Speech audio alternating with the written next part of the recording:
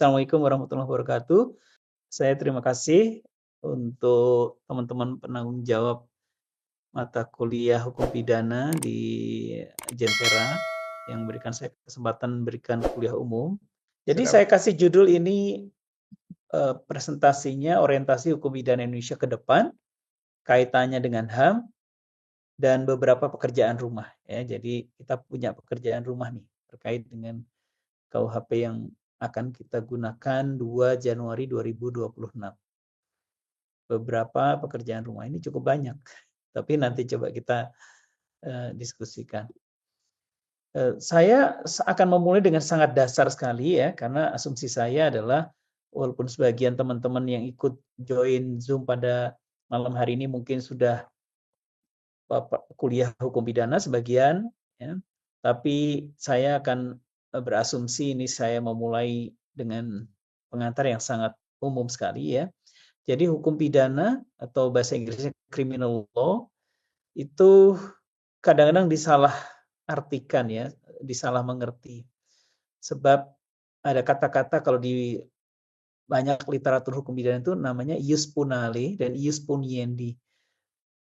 Banyak orang mengartikan dua-duanya hukum. Jadi ius punale itu ada yang mengartikan hukum pidana, ius puniendi itu hukum pidana. Nah, di dalam buku saya Hukum Pidana Suatu Pengantar saya klarifikasi kedua istilah itu. Sebetulnya yang disebut hukum pidana itu hanya ius punale ya, atau penal law gitu, kalau bahasa Inggrisnya penal law ya, ius punale. Karena kalau ius puniendi, kata ius di situ maknanya bukan law, bukan hukum, tapi rights ya, hak. Hak dari negara untuk punish, yaitu punish ya, hak dari negara untuk menghukum. Jadi kata ius punale itu criminal law kalau dalam bahasa Inggris, sementara ius puniendi itu the right of the state to punish gitu, hak dari negara untuk memidana. Jadi saya fokus pada istilah yang pertama yaitu ius punale atau criminal law itu. Nah, nanti apa makna criminal law kita akan perjelas. Kemudian seperti tadi disampaikan oleh Dr. Rifki ya, saya juga akan membahas mengenai hubungan antara hukum pidana di satu sisi dengan hukum lain, misalnya hukum tata negara, hukum administrasi negara, hukum perdata, atau berbagai bidang hukum yang mix ya, misalnya kayak perbankan itu kan ada administrasi, ada perdatanya, dan berbagai bidang lain yang juga ada campuran. Nah, apa hubungan hukum pidana dengan berbagai bidang hukum itu? Kemudian yang berikutnya saya coba klarifikasi antara hukum pidana material dengan hukum pidana formil. Karena ini kadang-kadang kalau orang hukum yang mempelajari hukum mungkin sudah memahami beda hukum pidana material dan hukum pidana formil. Tapi bagi masyarakat awam mungkin tidak. Jadi mereka juga tidak mau tahu ya. Misalnya dia tanya ke saya yang mengajar hukum pidana material, mereka akan tanya gimana soal penyidikan, gimana soal penuntutan. Padahal itu sebenarnya wilayah hukum pidana formil. Jadi kadang-kadang kita juga sebagai dosen atau sebagai orang yang belajar hukum pidana dituntut mengerti dua-duanya gitu. Kemudian yang berikutnya saya coba nanti kaitkan hukum pidana itu dengan sejarahnya bagaimana ya, yang berujung pada ujungnya akhirnya kita mempunyai KUHP nasional. Nah, disitulah nanti ada beberapa pekerjaan rumah yang tadi saya berikan saya sampaikan di awal, dan juga sesuai dengan skop dari pembahasan saya, kita akan bicara mengenai kaitan antara criminal law and human rights, hukum pidana dan hak asasi manusia. Mungkin itu kurang lebih cakupan dari pembahasan kita. Mudah-mudahan tidak terlalu berat ya. Soalnya ini malam-malam diskusinya kita agak serius nih. Oke. Saya di antara berbagai definisi ya, termasuk saya memberikan definisi sendiri, tapi kalau definisi yang saya berikan di buku saya itu jadi cara membuat definisi itu juga macam-macam ya. Antara lain definisi bentuknya adalah list ya, semacam cakupan. Nah, saya berikan cakupan yang agak panjang, sekitar 8 list gitu ya, tentang hukum pidana. Tapi dari berbagai definisi, saya termasuk paling sering menggunakan definisi dari Profesor Mulyatno. Profesor Mulyatno ini dulu Menteri Kehakiman di masa Soekarno, kemudian saya ingat saya juga Ketua Mahkamah Agung, dan beliau adalah guru besar di UGM. Nah, Profesor Mulyatno ini memberikan definisi hukum pidana adalah bagian dari keseluruhan hukum yang berlaku di suatu negara.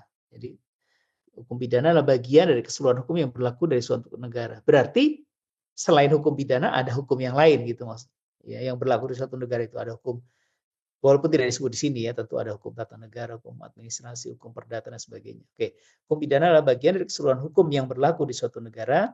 Nah, yang beda dengan hukum-hukum yang lain adalah di sini yang mengadakan dasar-dasar aturan untuk, nah di sini beliau memberikan cakupan hukum pidana itu 3.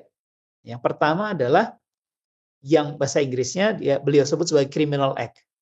Kemudian yang kedua, yang dalam bahasa Inggrisnya beliau sebut sebagai criminal liability atau criminal responsibility.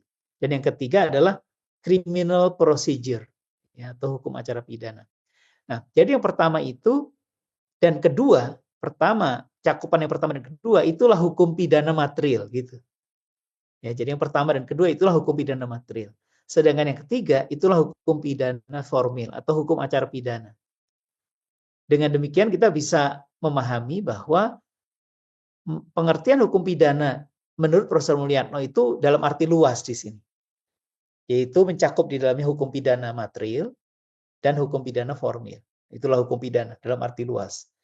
Sedangkan hukum pidana dalam arti sempit di banyak literatur di Indonesia itu jelas sekali yaitu hanya hukum pidana material gitu. Jadi hukum pidana dalam arti sempit adalah hukum pidana material, hukum pidana dalam arti luas adalah hukum pidana material dan formil. Gitu. Ya, nah yang pertama itu yang beliau sebut sebagai criminal act adalah menentukan. Jadi hukum pidana adalah bagian dari keseluruhan hukum di suatu negara yang mengadakan dasar aturan untuk menentukan perbuatan mana saja yang tidak boleh dilakukan atau perbuatan mana saja yang dilarang. Bukan hanya tidak boleh dilakukan atau dilarang, tapi juga disertai dengan ancaman atau sanksi pidana tertentu bagi barang siapa yang melanggar larangan tersebut. Jadi ini yang khas, yaitu harus ada sanksi, ancaman atau sanksi pidana. Nah, itu pasti berbeda dengan hukum yang lain. Kalau hukum perdata tidak ada ancaman atau sanksi pidana. Hukum administrasi negara juga tidak. Itu yang pertama, atau criminal act. Yang kedua, tentu kalau kita mulai dari awal lagi ya, dasar-dasar aturan untuk menentukan kapan dan dalam hal-hal apa kepada mereka yang melanggar larangan itu, maksudnya yang tadi nomor 1, dapat dikenakan atau dijatuhi pidana sebagaimana diancamkan. Nah, ini yang dia sebut dengan criminal liability. Jadi dipisahkan betul antara yang pertama dan kedua. Yang pertama itu adalah criminal act, tapi tidak semua yang melakukan criminal act itu akan dipidana. Hanya mereka yang memenuhi criminal liability saja yang dipidana gitu. Jadi belum tentu dilakukannya tindak pidana itu atau dilakukannya criminal act itu akan membuat orang yang melakukan dipidana, belum tentu. Ya, kalau dia memenuhi yang dua, yaitu kapan dan dalam hal apa kepada mereka yang melanggar larangan itu dapat dikenakan atau dijatuhi pidana sebagai dicantumkan dalam perundang-undangan, nah barulah orang itu bisa dipidana. Gitu. Jadi pertama ya, orang dilakukannya tindak pidana, ya, kemudian ada criminal responsibility-nya, barulah orang itu bisa dihukum. Nah, tapi bagaimana hal itu dilakukan? Ya, bagaimana prosedurnya dan sebagainya, itulah yang ketiga. Menentukan dengan cara bagaimana pengenaan pidana itu dapat dilaksanakan apabila ada orang yang disangka telah melanggar larangan tersebut. Misalnya dengan penuntutan, dengan penyidikan, penuntutan, pemeriksaan di pengadilan, penjatuhan vonis, banding, kasasi, dan seterusnya. Kalau sudah terbukti bersalah, dihukum berkekuatan hukum tetap, barulah dipidana. Gitu. Nah, itulah nomor 3. Itu yang disebut dengan hukum pidana formil atau hukum acara pidana. Jadi ini cakupan dari hukum pidana menurut Profesor Mulyatno. Saya selalu senang menggunakan definisi ini karena menurut saya cukup jelas pengertiannya dan juga cakupannya sudah jelas. Hukum pidana material 1 dan 2 dan hukum pidana formil yang ketiga. Oke, nah ada sebetulnya sebagian ahli hukum pidana menambahkan satu lagi dari bagian hukum pidana, yaitu hukum pelaksanaan pidana. Gitu. Kalau hukum acara pidana itu bagaimana prosedur atau hukum acara untuk melaksanakan, misalnya ada orang yang disangka atau didakwa atau dituntut dan seterusnya. Tapi ada hukum satu lagi yaitu hukum pelaksana pidana. Walaupun sebagian hanya mencakup ini saja, tapi ada yang mencakup lebih luas dari itu. Nah, saya mungkin perlu mengklarifikasi satu istilah yaitu criminal justice ya, atau peradilan pidana atau sistem peradilan pidana. Nah, itu sebetulnya lebih luas lagi dari ini. Karena kalau sistem peradilan pidana kita bicara mulai dari law making prosesnya. Bagaimana proses pembuatan perundang-undangan pidana sampai bagaimana hukum itu dilaksanakan oleh negara dan seterusnya ya, misalnya dengan hukum penitensir atau kalau kita ada undang-undang pemasyarakat dan seterusnya, semua itu ada dalam cakupan sistem peradilan pidana. Itu lebih luas lagi, tapi nantilah di lain kesempatan kita diskusikan. Baik, yang berikutnya ini sudah subtopik yang kedua, yaitu sebetulnya apa bedanya antara hukum pidana itu dengan hukum yang lain. Nah, saya akan mengklarifikasi dulu ya satu pembagian yang kalau kita teman-teman dosen hukum ya di Indonesia itu biasa mempelajarinya di bagian awal sekali di pengantar ilmu hukum atau pengantar hukum Indonesia, yaitu pembagian antara hukum publik dengan hukum privat, ya public law dan private law. Yang hukum publik ini mengatur hubungan antara misalnya lembaga-lembaga negara dengan lembaga negara lainnya, hubungan antara negara dengan warganya dan seterusnya ya. Maka di hukum publik ini kita temukan ada hukum tata negara ya dan saudara kandung ya hukum administrasi negara. Ini definisinya bisa panjang lagi ya, misalnya hukum tata negara dia mengatakan hukum negara dalam keadaan diam. Kalau dia sudah bergerak bagaimana administrator negara mengeluarkan keputusan-keputusan dan seterusnya, itu masuk hukum administrasi negara. Tapi itu saling berkelindan saya kira ya. Misalnya dalam konteks pemilu itu kan di situ ada hukum tata negara, hukum administrasi negara dan sebagainya. Dalam konteks pemerintahan daerah juga begitu. Oke, hukum tata negara, hukum administrasi negara itu hukum publik. Lalu hukum pidana itu juga hukum publik. Sebab di situ ketika terjadi suatu tindak pidana, ya, warga negara yang merasa dirugikan atau menjadi fiktif, korban tidak bisa langsung menggugat orangnya yang melakukan itu. Tetapi harus negara yang bertindak. Negara melalui alat-alatnya. Negara melalui polisi, melakukan penyelidikan, lalu jaksa menuntut, peradilan yang mengadili, dan seterusnya, sampai ada putusan lembaga masyarakat yang melaksanakan. Jadi tidak bisa kita sendiri yang menggugat orang itu seperti dalam hukum perdata ya. Tapi kita bisa melaporkan atau bisa mengadukan suatu peristiwa pidana. Ya. Tapi kita bukan pihak ya yang langsung berhadapan dengan orang tersebut, tapi negara yang berhadapan dengan si pelaku, si tersangka atau terdakwa itu. Gitu.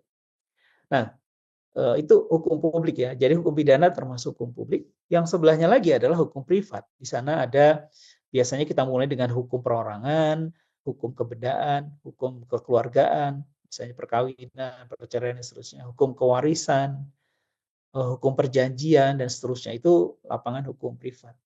Di mana landasan untuk berhukumnya berbeda ya. Kalau dalam hukum privat ini misalnya si A melakukan perjanjian dengan si B, itu bebas sepanjang tidak materinya misalnya tidak dilarang gitu ya. Jadi dia boleh memperjanjikan apa saja asalkan tidak masuk yang dilarang oleh negara. Dan kalau ada masalah, ada kasus, ada sengketa ya mereka bisa menyelesaikan sendiri. Makanya selain bisa menggugat di pengadilan juga ada arbitrase, ada mediasi dan lain sebagainya. Itu hukum privat. Nah, sekarang pertanyaannya, tadi ya saya sudah sampaikan hukum pidana itu di lapangan hukum publik. Tapi, nah ini menariknya. Dulu kala, dan mungkin di berbagai negara, dalam sejarahnya, hukum pidana pernah menjadi hukum privat. Dan sekarang menariknya lagi, itu seperti ada bandul yang bergeser lagi. Hukum pidana ke arah juga privat. Gitu. Kalau dulu misalnya gini, saat si orang melakukan suatu tindakan yang dulu mungkin tidak begitu tegas antara hukum pidana dengan hukum perdata atau tidak begitu tegas. Sampai sekarang pun di masyarakat adat juga tidak begitu tegas. Malah tidak dibedakan. Hukum pidana dengan hukum perdata, hukum publik dengan privat tidak dibedakan. Jadi kalau kita datang mungkin ke masyarakat adat tertentu, bagi mereka nggak peduli apakah itu pidana atau perdata, orang itu melakukan pelanggaran adat. Itu cukup, dan orang itu diproses adat dan dijatuhi sanksi adat. Orang luar mengatakan, oh itu sanksinya seperti pidana ya, terserah bagi orang adat. Atau itu sanksinya seperti perdata, itu masa bodoh. Itulah pelanggaran adat, peradilan adat, dan sanksi adat. Jadi tidak terlalu tegas dibedakan. Nah, orang-orang kita, karena kita dijajah Belanda, dan Belanda itu keluarga hukum sivilo yang sangat tegas membedakan publik privat, pidana perdata. Gitu. Nah, jadi sekarang ini sudah mulai bergeser, di mana pidana, oke, betul, tapi kok bisa didamaikan gitu. Ada perdamaian. Nah, kejaksaan itu punya di undang-undang barunya ada denda damai. Kok pidana kok ada denda damai gitu ya?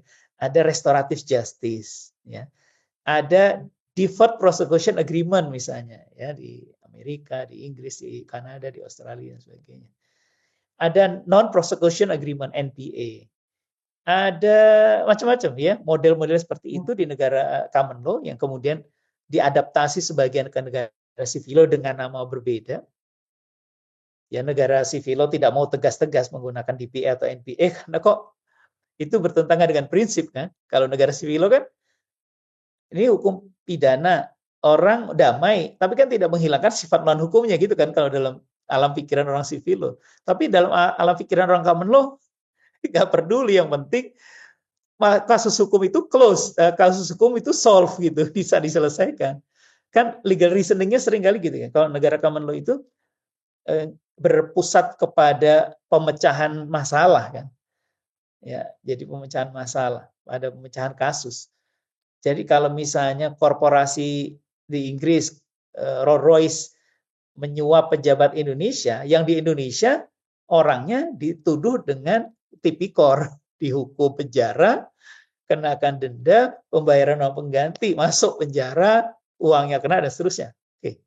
Di Inggris sendiri perusahaannya Rolls-Royce yang korporasinya itu dan pejabatnya tidak dihukum penjara, tapi dikenakan DPA, Deferred Prosecution Agreement. Ada perjanjian dengan jaksa Inggris, dia harus bayar, dia harus melakukan perbaikan-perbaikan manajemen, itu selesai. Tanpa didakwa dengan dakwaan pidana, manajemennya atau pengurusnya tidak dipidana, tidak dihukum penjara. Jadi secara penyelesaian beda. Bagi orang Inggris mungkin ya itu udah selesai. Negara dapat negara diberikan denda atau uang, perusahaan itu mungkin direorganisasi atau diperbaiki dan sebagainya, udah selesai. Mereka sangat berpusat pada bagaimana pemecahan kasus. Sementara di negara sivilo lebih berpusat pada principles. Prinsipnya adalah Strafzonderschuld, liability based on fault, pertanggungjawaban berdasarkan kesalahan. Jadi kalau orangnya bersalah, ya sudah harus dihukum. Tidak bisa kok kesalahan didamaikan gitu kan. Itu jadi cara berpikir yang beda. Tapi sekarang udah mulai bergeser. Di Undang-Undang P2SK misalnya, yang mengubah beberapa ketentuan dalam Undang-Undang Perbankan, Undang-Undang Pasar Modal, dan OJK dan sebagainya, bisa. Ada namanya NPA, ada namanya Unavia Principles, tegas malah digunakan. Di beberapa aturan ada restoratif justice atau semacamnya. Di Undang-Undang TPE kita dulu, Menteri Keuangan bisa minta kepada Jaksa Agung untuk tidak menuntut pidana seseorang yang melanggar pidana ekonomi karena dia sudah membayar denda maksimum pada negara. Gitu. Jadi secara prinsip sebetulnya sudah kita gunakan, ya. Tapi sekarang ini memang sedang heboh. Intinya adalah itu juga ada dalam sejarah itu juga ada pergeseran, dan antar keluarga hukum yang berbeda itu juga bisa terjadi konvergensi, bisa terjadi saling meminjam. Ya, walaupun kadang-kadang juga agak malu-malu meminjamnya, itu kita nggak mau, orang negara sivil nggak mau tegas-tegas mengambil dari prinsip common law. Ya, diubah sedikit lah namanya atau diubah sedikit, diadaptasi. Makanya bukan diadopsi, tapi diadaptasi gitu ya. Oke. Nah, saya mau sedikit mengambil konklusi singkat yang subtopik kedua ini ya, hubungan antara hukum pidana dengan hukum perdata, hukum administrasi negara, hukum tata negara, ya, itu seperti ini jadinya. saya berikan resume dari subtopik kedua. Hubungan antara norma hukum dan sanksi. Ya. Jadi kalau teman-teman lihat di sini, di setiap bidang hukum itu ada normanya dan ada sanksinya. Jadi gini, kalau norma hukum tata negara itu ada misalnya, kita bisa melihatnya di konstitusi misalnya, atau di beberapa undang-undang yang mengatur tentang hukum tata negara. Dan di sana juga ada sanksi dalam tata negara. Ya. Misalnya ya impeachment misalnya ya untuk presiden yang melanggar konstitusi misalnya, atau dalam kepemiluan itu misalnya diskualifikasi misalnya dari peserta pemilu dan sebagainya. Oke. Jadi normanya dalam hukum tata negara HTN dan sanksinya juga sanksi HTN. Itu satu. Ada norma dalam hukum administrasi negara HAN, dan ada juga sanksi dalam hukum administrasi negara. Misalnya ada denda administrasi misalnya, atau dicabut izinnya, atau yang lain-lain ya. Jadi norma dalam hukum administrasi negara yang ada dalam berbagai perundang-undangan, dan juga ada sanksi dalam hukum administrasi negara. Lalu ada juga norma dalam hukum perdata. Tadi yang saya sudah cerita, perdata itu bisa mulai dari hukum perorangan, kebendaan, perkawinan, kewarisan, dan seterusnya. Itu ada norma-normanya, banyak sekali normanya, dan juga ada sanksi-sanksinya. Ya. Lalu ada satu lagi, norma hukum pidana. Ya, di situ ada sanksi pidana. Misalnya dilarang membunuh, itu normanya, ada sanksinya. Misalnya hukuman 15 tahun maksimum, dan seterusnya. Jadi masing-masing norma hukum itu ada pasangan sanksinya. Ya, biasanya kalau dalam perundang-undangan disebut ada norma hukum primernya dan ada norma hukum sekundernya. Norma hukum primernya itu misalnya larangan atau kewajiban, sedangkan norma sekundernya itu sanksi terhadap pelanggaran atas larangan atau perintah itu. Begitu kurang lebih. Jadi sebetulnya masing-masing bidang hukum itu sudah ada. Nah, pertanyaannya adalah kenapa kok dalam berbagai perundang-undangan, misalnya dalam lapangan hukum tata negara ada undang-undang pemilu, ada undang-undang administrasi, misalnya undang-undang pemerintahan daerah, ada undang-undang perbankan, ada undang-undang pasar modal, ada undang-undang asuransi, ada undang-undang transportasi, ada undang apa saja, undang-undang kedokteran, undang-undang pendidikan, undang-undang, ratusan undang-undang yang ada dalam lapangan tata negara, administrasi negara, perdata, perbankan, dan sebagainya. Selain sanksi-sanksi administrasi, sanksi tata negara, sanksi perdata, sanksi ekonomi dan sebagainya, kok juga ada sanksi pidana gitu. Makanya di hampir setiap undang-undang ada bab ketentuan pidana atau criminal provisions. Hampir semua, walaupun ada yang tidak, tapi hampir semua. Pertanyaannya adalah, kan itu bukan undang-undang pidana, kenapa harus ada sanksi pidana gitu kan? Kenapa harus ada bab ketentuan pidana? Harusnya nggak usah, gitu cukup aja sanksi administrasi, sanksi tata negara, sanksi keperdataan, sanksi dalam dunia perbankan, cukup. Kenapa harus ada sanksi pidana? Itu pertanyaan. Itulah yang menghubungkan antara hukum pidana dengan hukum-hukum yang lain. Jadi bisa dikatakan hukum sanksi pidana itu menjadi sanksi bagi pelanggaran norma hukum pidana, tapi sanksi pidana juga menjadi sanksi bagi pelanggaran di norma hukum tata negara, norma hukum administrasi, norma hukum keperdataan, norma hukum perbankan, pasar modal, dan sebagainya. Jadi, ya, sanksi hukum pidana itu tampaknya laku keras gitu. Cukup laku keras. Karena ada kajian dari teman-teman NGO itu, ada kecenderungan sanksi pidana itu bertambah terus gitu. Seingat saya, Dr. Rifki juga ada kajian itu ya. Saya lupa di disertasinya atau di beberapa kajian. Kok makin lama gitu. Teman-teman juga mencatat ya, teman-teman NGO ya. Makin lama, pertama nih, hampir semua diberi sanksi pidana. Kedua, sanksi pidananya jadi bertambah banyak. Ketiga, kok makin berat gitu kan sanksinya.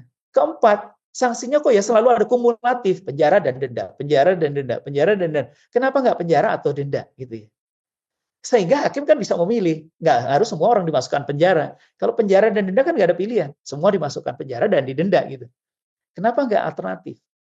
Atau sekurang-kurangnya kumulatif alternatif, penjara dan atau denda. Itu kan soal pilihan politik hukum untuk memilih. Kenapa kita makin lama makin kejam gitu, penjara dan denda.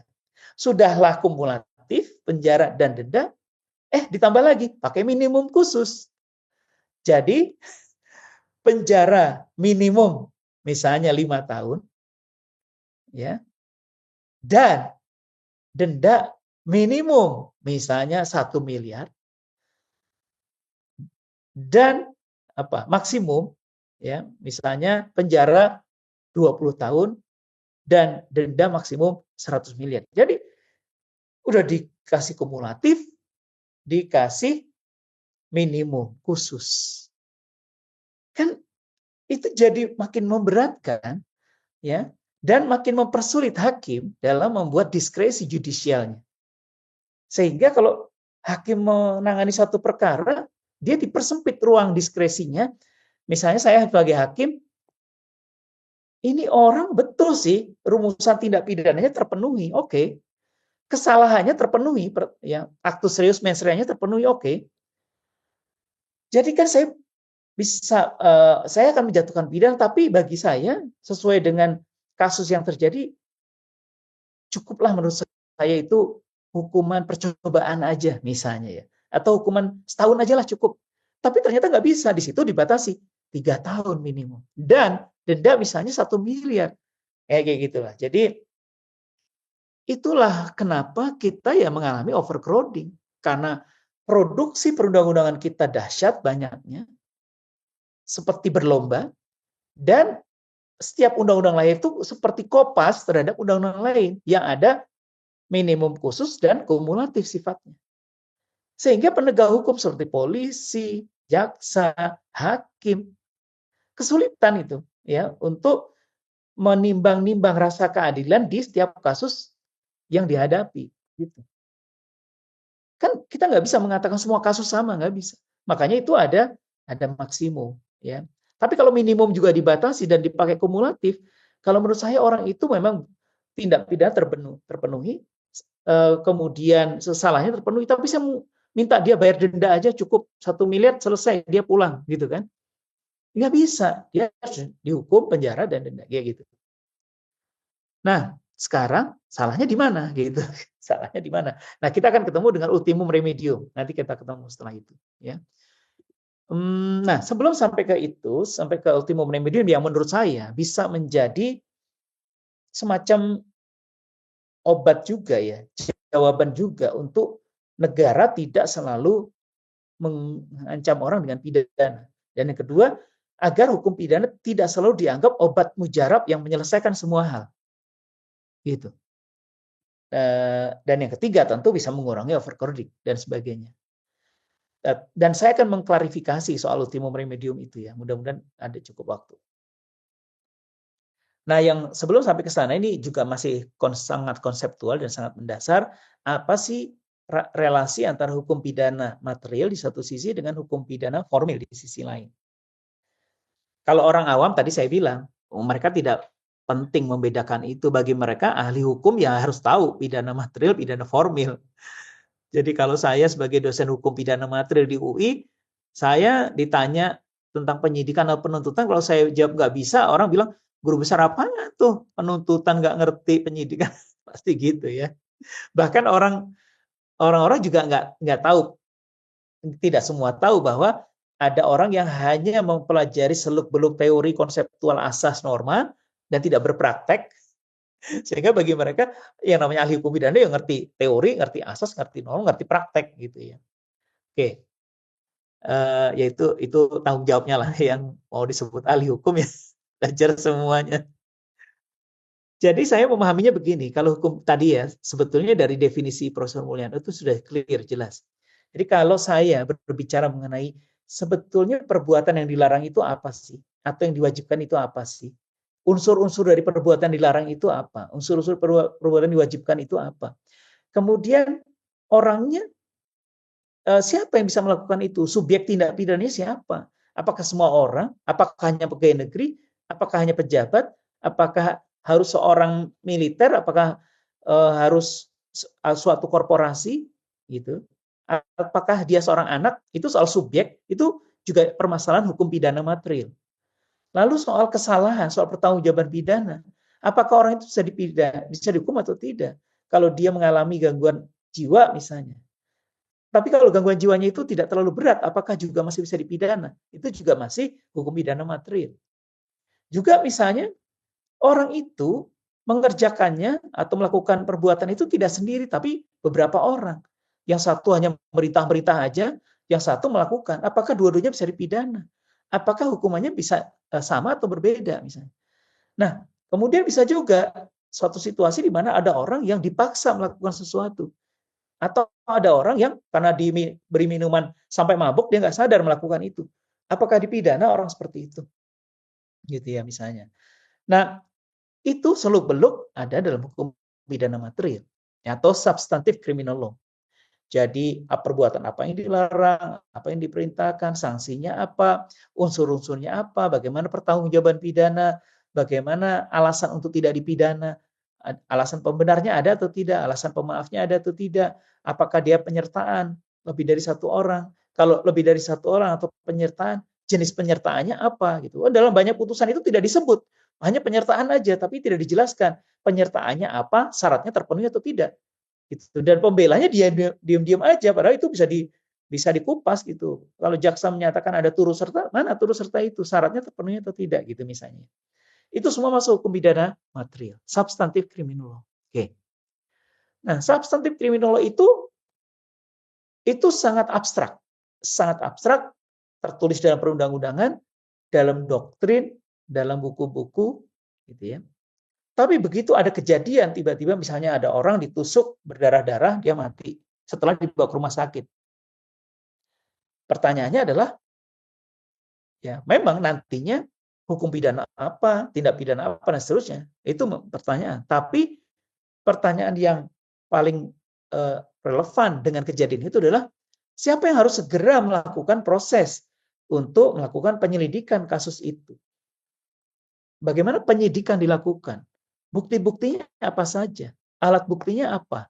Siapa saja yang melihat kejadian itu? Apakah semua bisa menjadi saksi? Kemudian apakah dokter yang memeriksa itu berfungsi sebagai alat bukti? Apakah perlu visum et repertum?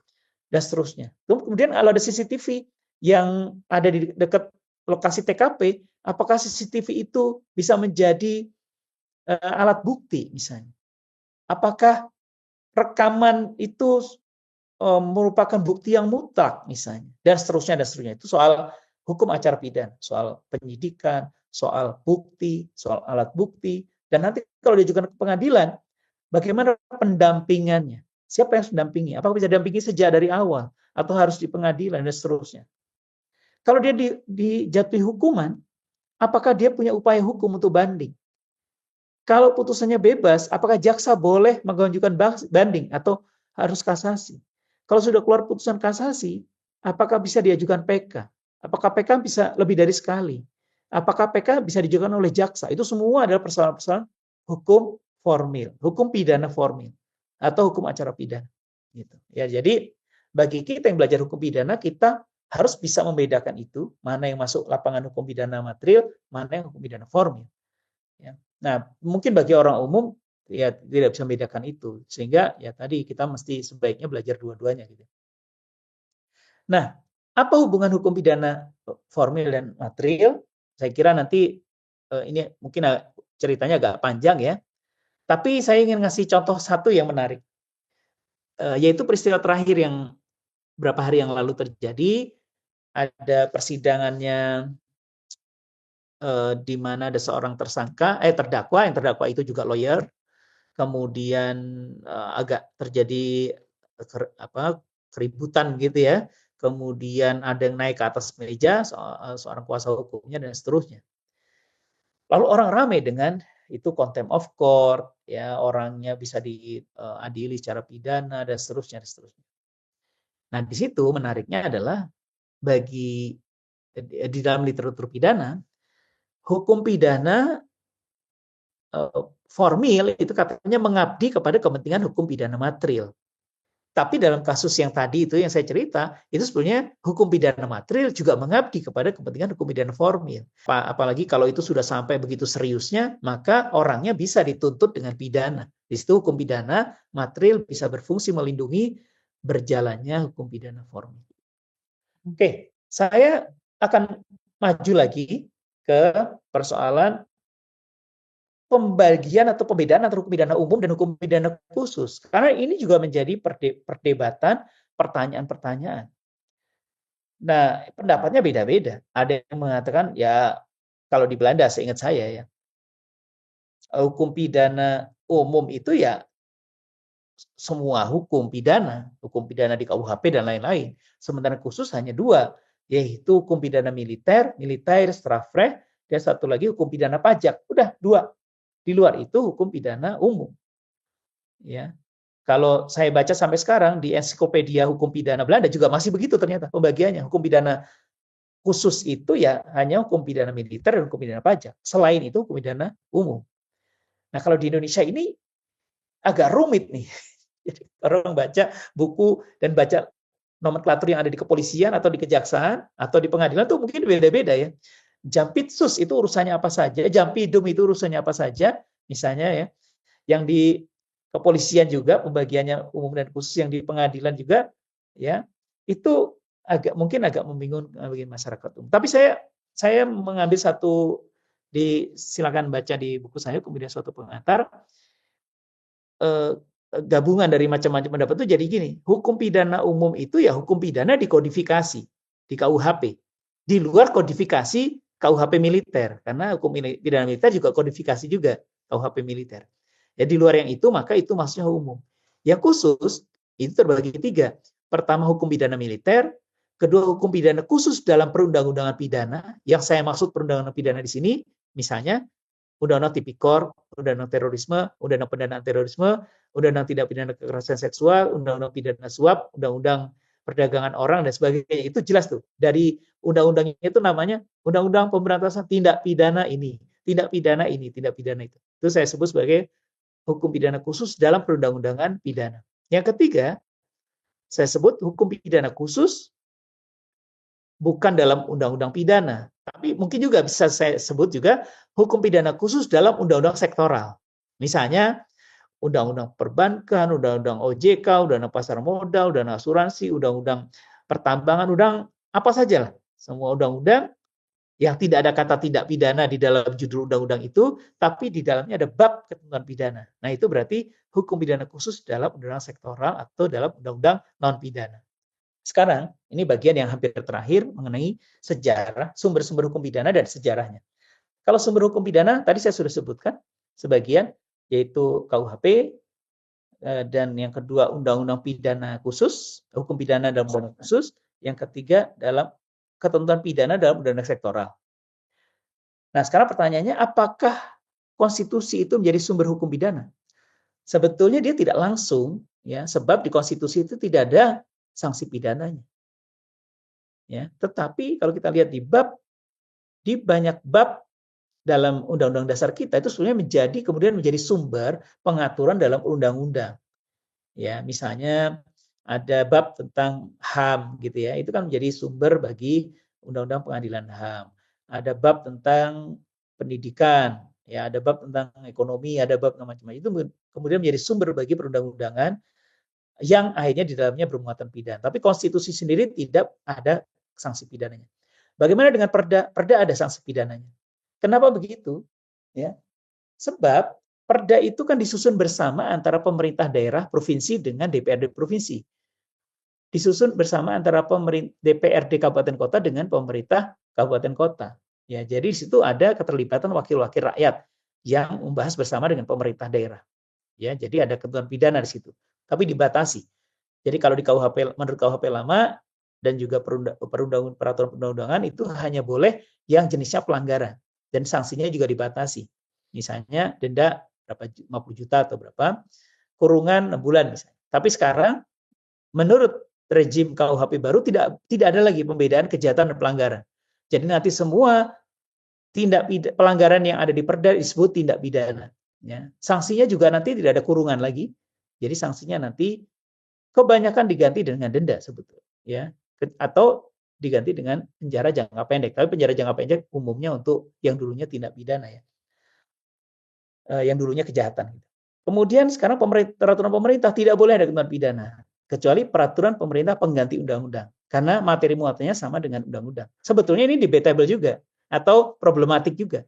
Karena kalau kita baca di undang-undang pembentukan peraturan undang-undangan tidak disebut bahwa Perpu itu bisa muat ketentuan pidana. Dan dalam KUHP nasional juga yang disebut dengan perundang-undang pidana tidak disebut Perpu.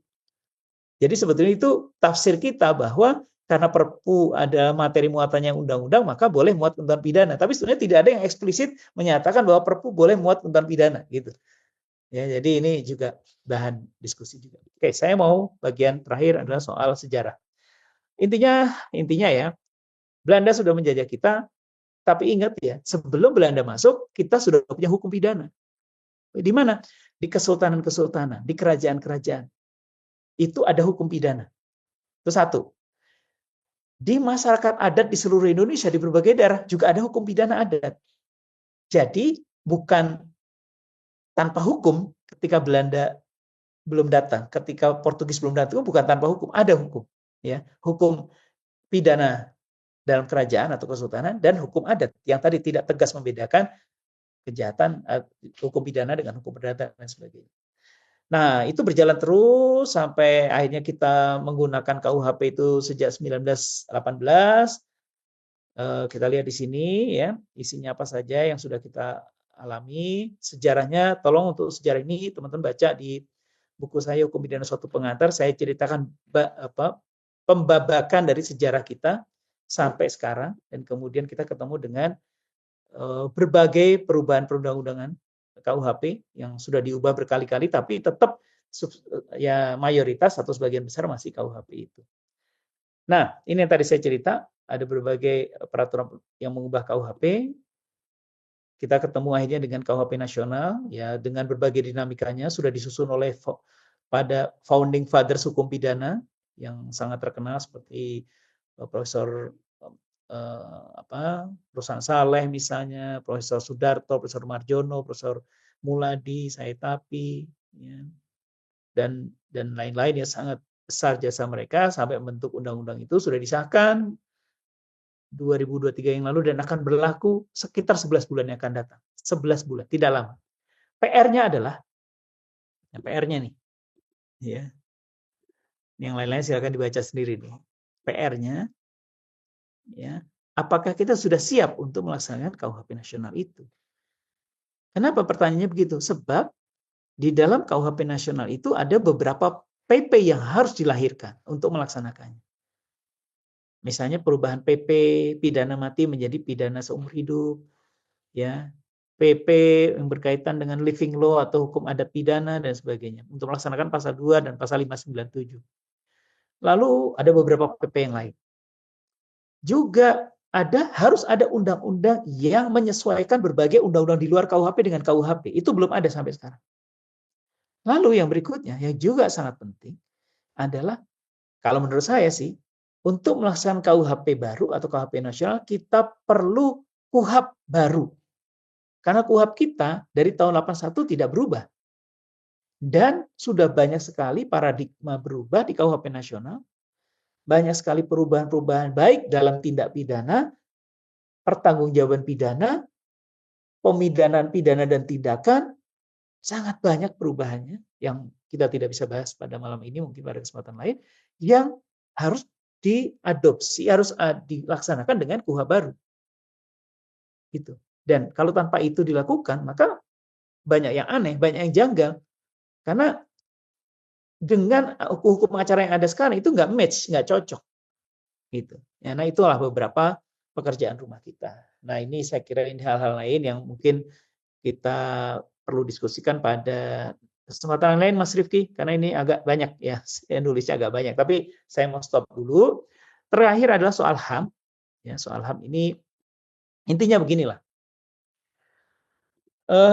Hukum pidana itu kan memang hukum yang paling paling bisa melanggar HAM, ya, paling bisa melanggar HAM kalau tidak dilaksanakan dengan benar, dengan bertanggung jawab, dengan kredibilitas yang tinggi, itu bisa melanggar HAM, jelas.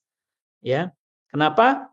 Karena dengan adanya hukum pidana, negara itu bisa intrusif, kan? Negara itu bisa masuk ke kehidupan orang, bisa misalnya dengan ditetapkan tindak pidana, atau penegak hukum APH bisa melakukan misalnya penyadapan, bisa melakukan penggeledahan, bisa melakukan misalnya penyitaan, bisa melakukan rekening bisa dibekukan dan sebagainya. Banyak sekali hal-hal yang melanggar hak orang, hak terkait dengan macam-macam hak bisa dilanggar, sehingga kalau tidak ada orang yang APH yang bertanggung jawab, yang memahami betul hukum pidana ini, memahami hukum acara pidana, memahami hak asasi manusia, bisa terjadi banyak pelanggaran HAM.